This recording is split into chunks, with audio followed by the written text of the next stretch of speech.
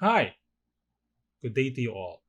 In this video, I will talk about the case between Lourdes Maglinte and ICO Music with the movie Gensan Punch. I will give my opinions and my views based on this copyright issue. Stay tuned.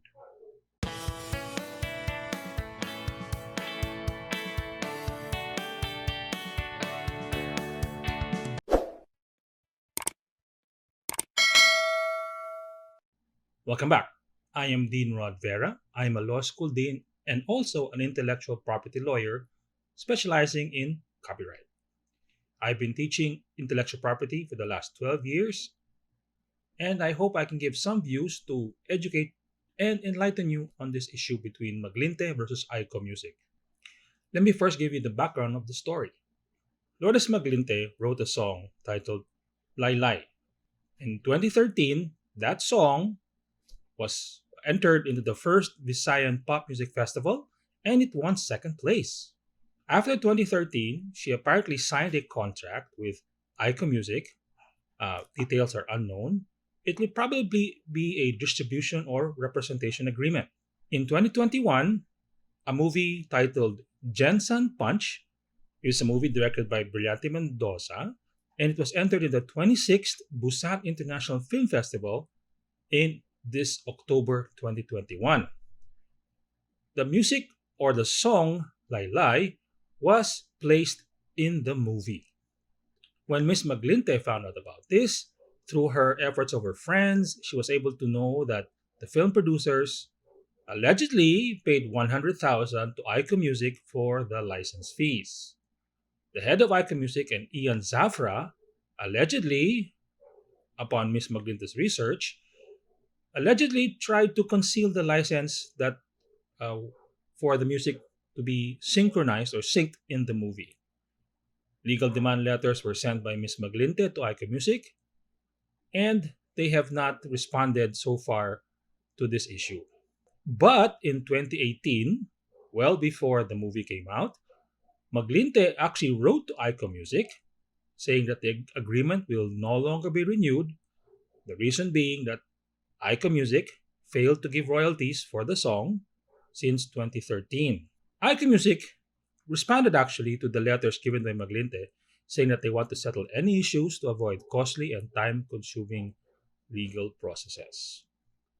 Before I give any view on the matter, let's have some points to consider as as can be taken from the facts of the story of Miss Maglinte and the statements from ICO Music. So, Miss Maglinte had a contract with ICO Music in 2013, right after she won the Visayan Music Pop Festival. Then in 2018, 5 years later, she wrote a letter saying, according to her, saying that the contract will no longer be renewed. I'm guessing or I'm assuming that the contract had a 5 year term, so it ended in 2013. A notice of non renewal saying that whatever contract was entered in 2013 is now with no effect or expired. What does that mean? That means that any rights given or awarded to ICO Music for the song Laylay, written by Miss Maglinte, is now lost. Whatever rights Miss Maglinte gave or granted to IQ Music has now reverted back to Miss Maglinte. Therefore, as of 2018, the rights of Laylay, whether it be distribution, publication, or performance rights, reverted back or was given to Miss Maglinte. The movie Gensan Punch came out in 2021. If you take about a year to produce the movie, or even 2 years, the movie was actually produced maybe in 2019. It takes a while to make a movie. More so with Brillante Mendoza. He's a perfectionist, I think, and it takes a while to make the movie. When you put music, any music, into a movie, you have to get the rights of the owner of that song, whether it be the music publisher or the composer of the song or any music. Any movie producer worth their salt will always do due diligence in finding out, hey, I want this song in my movie. Who owns the song? Can we contact the composer? Can we contact the publisher? And let's pay the license fees so that we put the song into the movie. Because when music, a separate copyrighted work, is placed in a movie, any movie producer can't do that without permission. Of course, and we know in this world and this economy, permission comes with a price. And that price is called the license fees. Upon the research of Miss Maglinte, she found out that the producers of Gensan Punch paid ICO Music the amount of 100,000 pesos as a music license fee. I can't say that's a fair amount. It all depends on what the producers are willing to pay and and allegedly what the music owner wants to get in return. This movie, Johnson Punch, was going to be, or probably had the intention of being placed or given consideration to international film festivals. And in my experience as part of TBA Studios, I know a movie has to go through a what they call an errors and omission process. Meaning before film festivals accept the film, they have to know that the film is free from any infirmities, from any flaws with regards to the rights. A movie has several rights embedded in them, not just the music. You have rights of the actors, you have rights of the producer, you have the rights of the scriptwriter, you have the rights of the any other, let's say, production designer. They're all called related rights.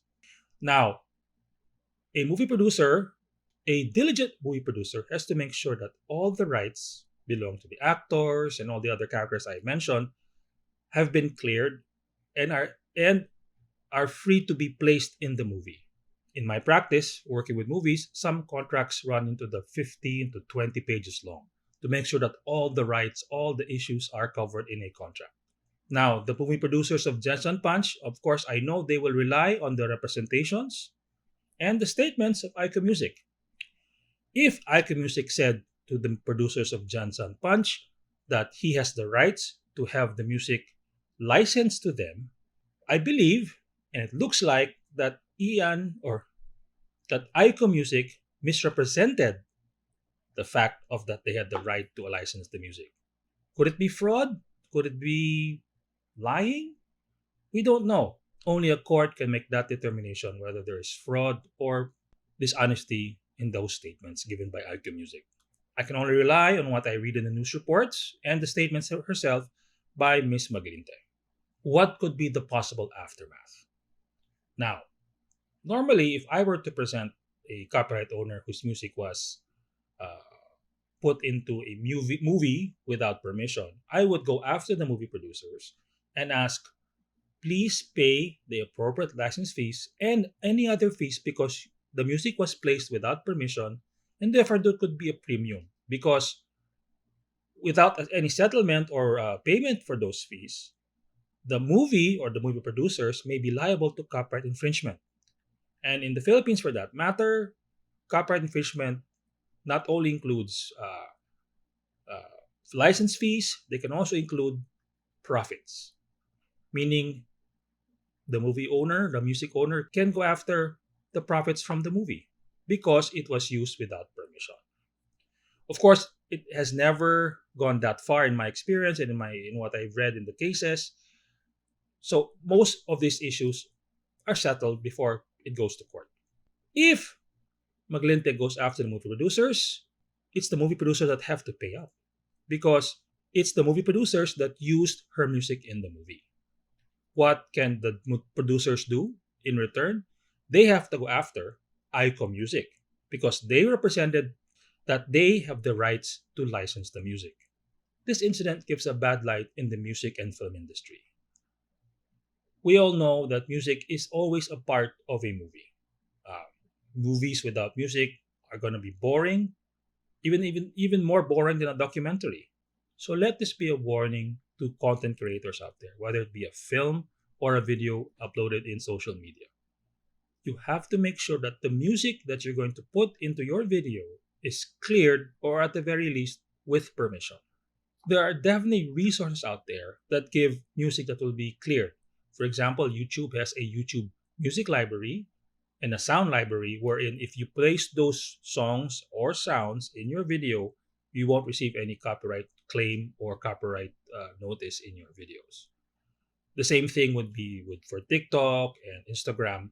You have to make sure that at the very least, if the music is not yours, you have to seek permission. If you have any questions regarding copyright issues regarding to synchronization or any related incidents like this, please feel free to put them in the comments and I will do my best to answer them. As you know, I answer all the comments in my videos And if it's a lengthy comment or a question that requires a lengthy answer, I will still answer it. Thank you and have a good day.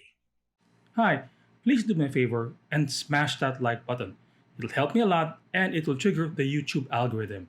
Now, if you have not yet, please subscribe to my channel. If you don't, my dog will eat this exam booklet and that student has to repeat his final exam again.